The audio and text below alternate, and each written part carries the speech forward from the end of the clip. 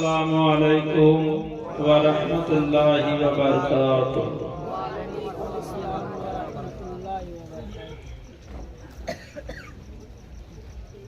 আপনাদের গ্রামে এখন ঝগড়া চলছে নাকি?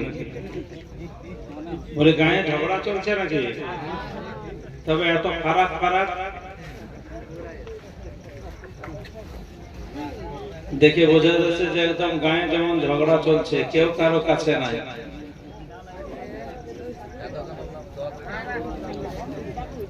কাছে কাছে আসো, কাছে কাছে আসো।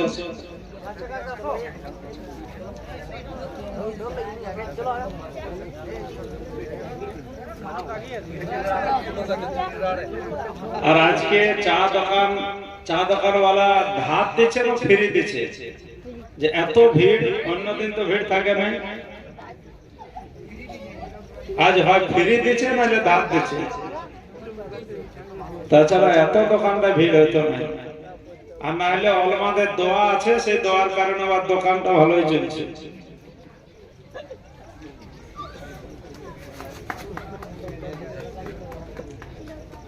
খুব ভালো। নিমডাঙ্গা মুসলমান বড় সুন্দর জলসা আয়োজন করেন এবং খুব ভালো শুনেন। তবে আজ তো কেউ দোয়াতে পারল না, আবটাই রইল। শুনে ঠিকঠাক ভালো, কিন্তু দোয়ায় না, তলে ঘুরে না। এখন বললাম যে ফাঁকা রাখো না, ফাঁকা রাখাটা খারাপ জিনিস, কিন্তু দেখো ফাঁকাই রয়ে গেল।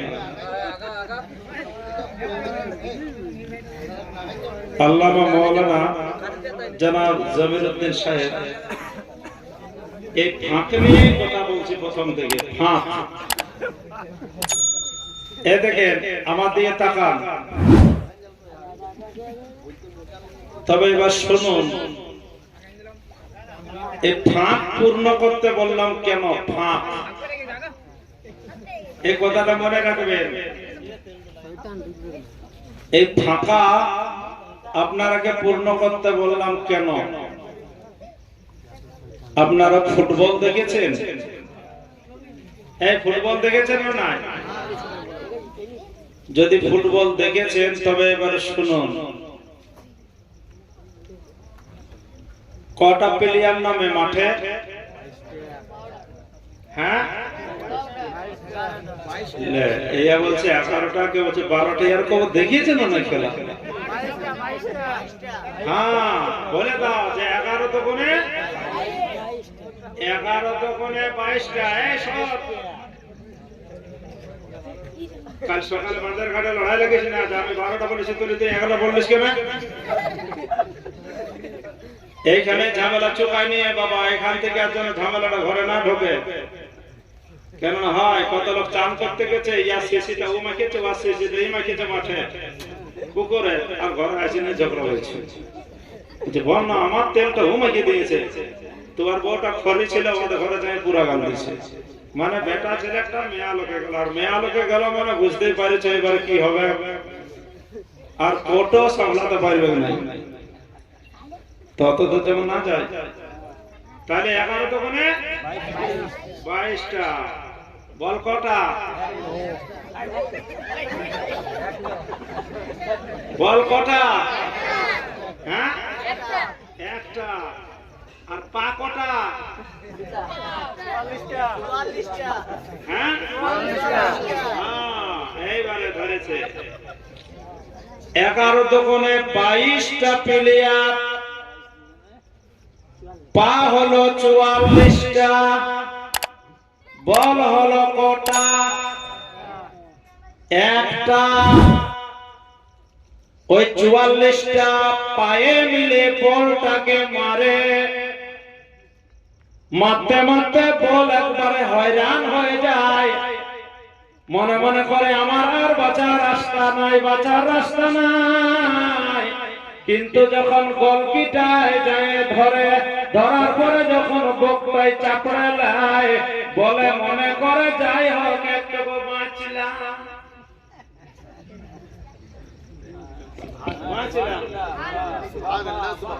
কিন্তু দেখা যায় ও গোলকিপার রে বাপ একটু ওই আপনার প্লেনটির কাছে যেখানে মারবে তার এরিয়ার মধ্যে এমন জোরে পাটায় ঠুকে দিল একেবারে সেন্টার পার। কথা গেল পারে সেন্টার যেখানে লড়াই রে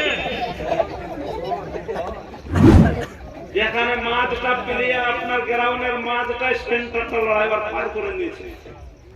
বল বলছে এরা তো ঠুকুর ঠাকার করতেছিল 11 দোকানে 22টা প্লেয়ার 22 দোকানে 44টা পায়ে মারতেছিল কম কম এই যে ঠুকলো একেবারে সাঁকড়ায়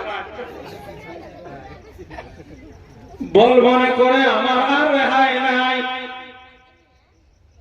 রেহাই নাই ভাড়া আমার 22টা প্লেয়ার মারতে মারতে মারতে মারতে গ্রাউন্ডের বাইরে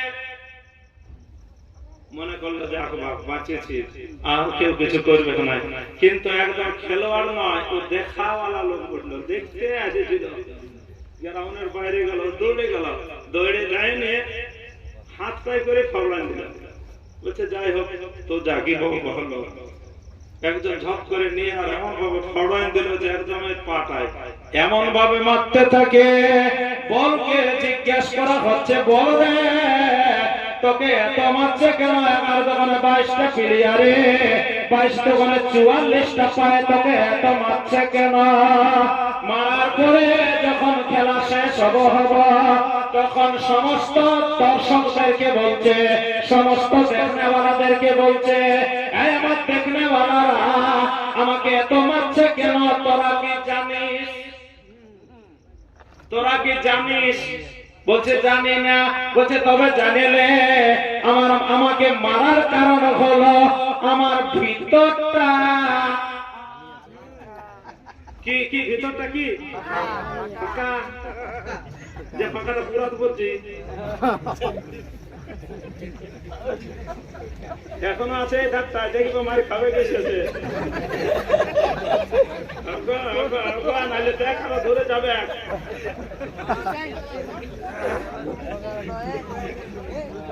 মুসলমান ভালো করে কান খাড়া করে শুনবেন মৌলানা জনাব জামির উদ্দিন সাহেব আমার অত্যন্ত প্রিয় জিগরি দোস্ত। এই যে বাচ্চা হলো আমার থেকে কম বয়সের অনেক জুনিয়র কিন্তু বহুত মহব্বতের হাফেজকারী জনাব আব্দুর রহিম সাহেব মাশাআল্লাহ সুবহানাল্লাহ খুব সুন্দর মাদ্রাসার খিদমত করেন, খুব সুন্দর মাদ্রাসার হেফাজত করেন, অনেক ছাত্রকে হাফেজ করে বাহির করে দিলেন।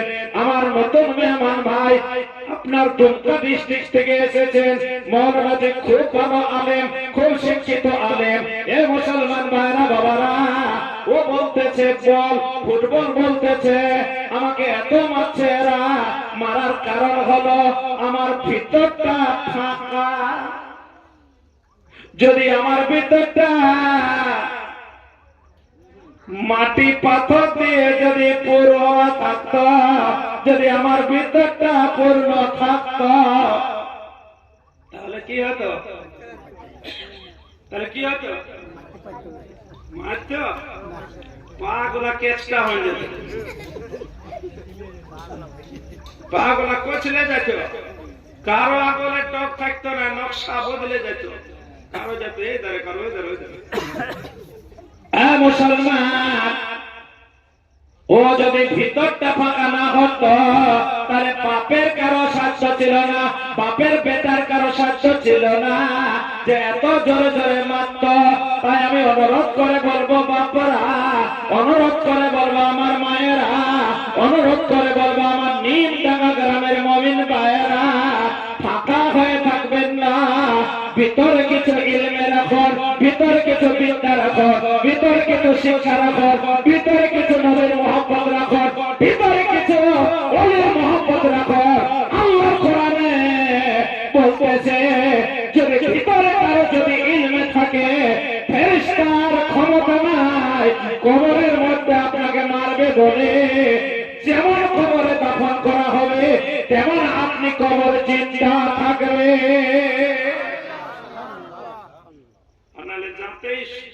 ঠুকতে আরম্ভ করবে ফেরেশতা, ঠোকা রাখবেন থাকবে না, ফাঁকা রাখবেন না, ভিতর পূর্ণ করুন, ইলমে পূর্ণ করুন, আদবে পূর্ণ করুন, শিক্ষায় পূর্ণ করুন। যেটা জানেন নাই আলেম ওলামাদের কাছে জানার চেষ্টা করুন। ইনশাআল্লাহুল আজিজ আপনাকে মারতে পারবে না।